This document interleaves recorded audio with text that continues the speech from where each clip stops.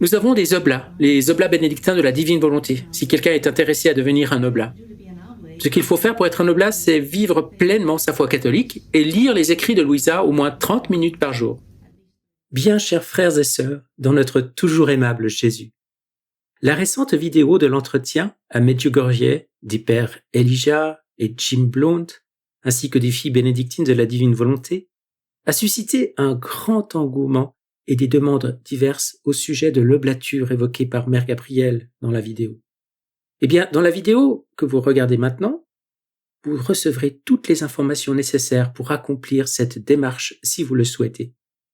En préambule, il faut préciser que l'oblature est en principe un lien particulier qu'une personne, clerc ou laïque, contracte envers un monastère en particulier, et qui s'engage à vivre au quotidien le charisme de la communauté, à la mesure de ses possibilités, et selon les dispositions et règles propres que le monastère en question détermine pour ses oblats. Dans le cas qui nous occupe, le père Elijah, supérieur des moines bénédictins de la divine volonté, a écrit une lettre qui explique le contexte de la démarche proposée par sa communauté, la communauté sœur des filles bénédictines de la divine volonté. Il indique la manière de procéder et détaille l'engagement pris par ceux qui font cette démarche. Pour aller droit à l'essentiel, être oblat bénédictin de la divine volonté n'implique aucun lien institutionnel avec la communauté monastique en question. Le lien est purement spirituel, et l'acte d'oblation est une démarche privée qui se passe entre l'âme et son Dieu. On s'engage toutefois à suivre un certain style de vie, en un mot la vie catholique, et à l'exercice régulier de certaines activités, comme la lecture des écrits de Louisa au moins une demi-heure par jour. Je vais maintenant vous lire intégralement la lettre du père Elijah et ensuite l'acte d'oblation, dans une traduction humaine et non automatique. Vous trouverez ces textes sur la page dédiée du site Carrefour de la Divine Volonté, le lien se trouvant dans la description de cette vidéo. Si vous décidez d'entreprendre cette démarche, n'hésitez pas à écrire un courriel à la communauté pour leur faire connaître votre engagement. Vous trouverez également l'adresse email de la communauté. Et n'hésitez pas à écrire en français, même si c'est une communauté en Italie, avec pas mal de personnes qui sont plutôt anglo-saxonnes visiblement. Je suis sûr qu'ils sauront comprendre ce que vous voulez leur écrire. Et je suis certain que si vous faites part de votre engagement, eh bien, vous aurez la grâce d'être porté dans leurs prières, ce qui vous aidera certainement à persévérer dans votre oblation. Soyez toutes et tous abondamment bénis dans notre toujours aimable Jésus-Christ. Amen. Fiat.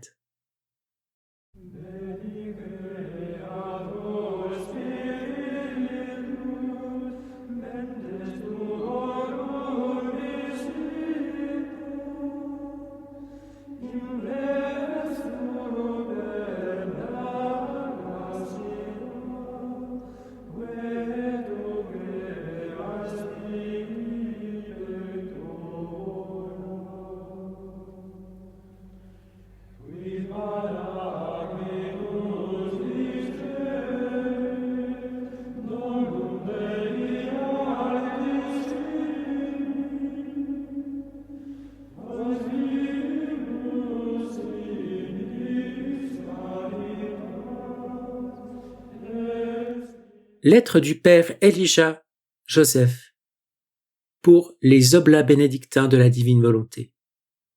Très chers frères et sœurs dans le Christ et dans la divine volonté. Paix dans le Christ. Mère Gabrielle Marie et moi sommes reconnaissants à Dieu et à la bienheureuse Vierge Marie de ce que beaucoup d'entre vous aient manifesté un ardent désir de partager notre charisme en tant que membres du tiers-ordre. À cette fin, nous aimerions clarifier ce que signifie pour nous être un oblat bénédictin de la divine volonté. La première chose que nous voudrions dire est que notre communauté est petite. Nous nous considérons comme une petite famille et nous nous efforcerons toujours de l'être, quel que soit notre nombre. Notre modèle est la Sainte Famille de Nazareth. La Sainte Famille était très cachée et très simple.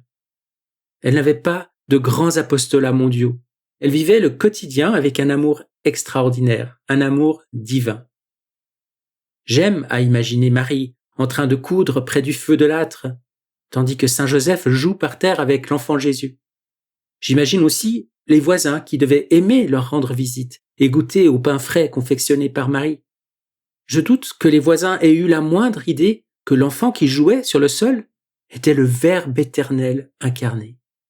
Mais je parie qu'ils sentaient un amour et une paix extraordinaires en ce lieu béni. Il existe apparemment un large éventail de communautés oblates dans le monde. Certaines sont très organisées, avec des programmes de formation sophistiqués. D'autres sont organisées de façon beaucoup plus simple, avec un caractère privé, caché et personnel. En un mot, elles sont petites. Les oblats bénédictins de la divine volonté appartiennent à cette deuxième catégorie. Ainsi, l'acte d'oblation que nous proposons est très similaire à un acte de consécration. Beaucoup d'entre vous connaissent certainement déjà la consécration à la très sainte Vierge Marie de Saint Louis-Marie Grignon de Montfort. Bien que cette consécration soit puissante, profonde et même susceptible de transformer l'existence de celui qui s'y engage, elle est également cachée et simple, et peut être faite en privé, sans que personne ne le sache. La principale chose dont a besoin un oblat, c'est l'ardent désir et le ferme engagement de vivre dans la très sainte et divine volonté de Dieu, sur la terre comme au ciel. À cette fin, il doit tout d'abord mener une vie authentiquement catholique, ce qui suppose notamment les choses suivantes. Assister à la messe les dimanches et jours d'obligation, la messe quotidienne si possible, se confesser régulièrement, et si possible une fois par mois, obéir fidèlement et avec amour à notre Sainte Mère l'Église en tout ce qui concerne la foi et la morale, étudier avec recueillement le catéchisme de l'Église catholique et les Saintes Écritures, conserver une attitude de respect et de soumission filiale au pape, aux évêques et aux pasteurs de l'Église. En outre, l'oblat devra lire les écrits sur la divine volonté de la servante de Dieu Luisa Picaretta au moins une demi-heure par jour. Les exceptions à cette règle ne doivent être faites qu'en cas d'absolue nécessité.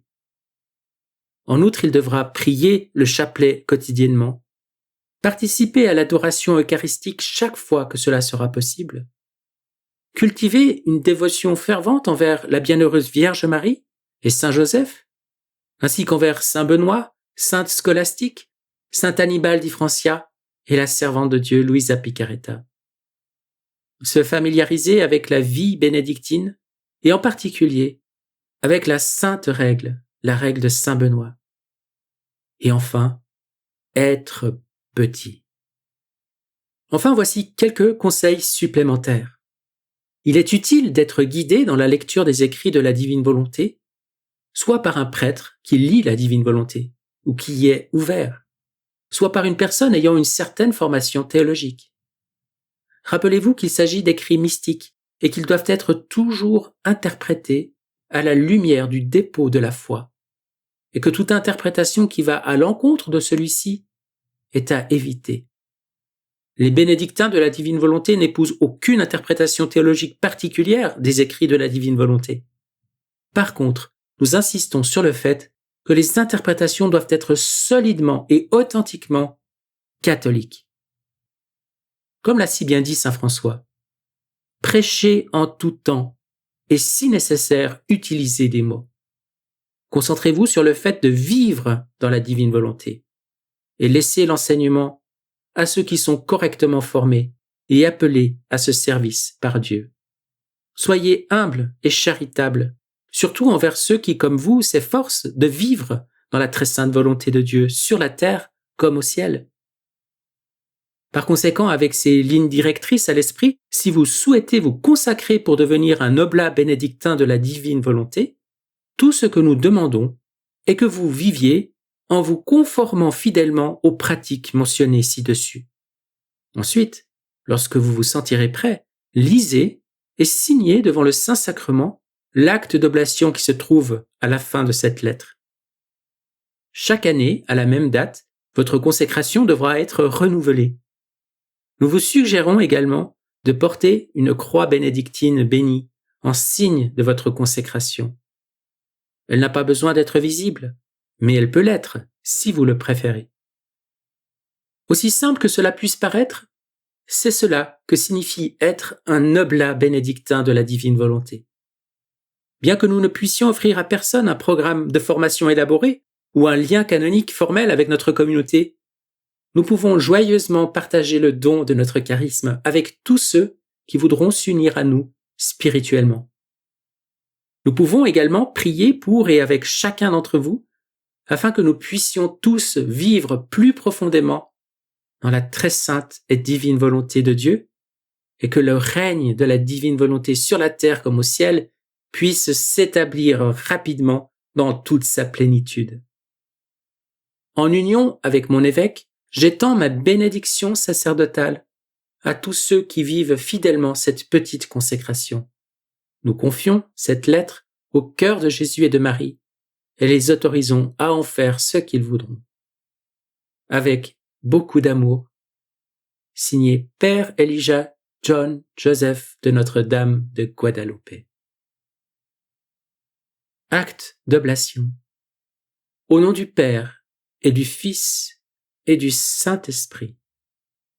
Je, dire son nom, répondant à la grâce que le Seigneur m'a donnée, pour la gloire de Dieu, et avec la volonté de vivre plus parfaitement l'évangile du Christ, promets à Dieu de modeler ma vie à l'exemple de la Sainte Famille de Nazareth et de la règle de Saint Benoît. Je me consacre à la divine volonté dans la création, la rédemption et la sanctification au nom de la Sainte Église. Je me donne de tout mon cœur aux oblats bénédictins de la divine volonté, afin que par la puissance du Saint-Esprit, par l'intercession de l'Immaculée Mère de Dieu, de la servante de Dieu, Luisa Picaretta, de notre Père Saint Benoît et de notre Mère Sainte Scolastique, et sous la protection du bon Saint Joseph, je puisse vivre plus parfaitement ma consécration. Signature, lieu et date. Amen.